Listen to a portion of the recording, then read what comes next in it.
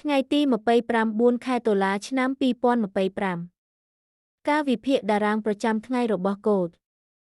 មាសពីសញ្ញាលក់ទៅការស្ដារឡើងវិញយ៉ាងខ្លាំងព្រឹកនេះតម្លៃបើករបស់មាសគឺ 3,950 ខណៈដែលម៉ូបនៅ 3,967 ទាំងខ្សែនិងខេសបង្ហាញសញ្ញាធ្លាក់ចុះហើយតាមការរំពឹងបន្ទាប់ពីតម្លៃបំបែកក្រោមអបវាបានបញ្ចេញសញ្ញាលក់ភ្លាមក្នុងរយៈពេល10នាទីដំបូងតម្លៃមាសបានធ្លាក់ដល់ខ្ទិល1នៅ 3,934 ហើយបន្តចុះដល់ខ្ទិល2នៅ 3,918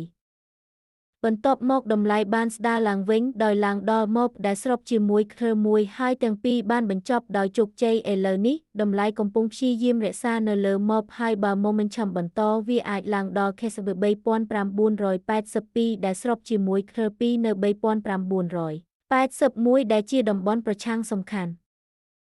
ទីផ្សារនៅពេលនេះស្ថិតក្នុងចំណុចសម្រេចហើយទិសដៅបន្ទាប់នឹងអាស្រ័យលើថាតើមាសអាចរក្សាភាពខ្លាំងនៅលើបូបឬនឹងជួបការប៉ះទង្គិចនៅតំបន់ខាងលើស្បែកជំនួយការវិភាគនេះគឺសម្រាប់គោលបំណងផ្ដល់ព័ត៌មានតែប៉ុណ្ណោះហើយមិនត្រូវបានចាត់ទុកជាដំបូន្មានហិរញ្ញវត្ថុទេ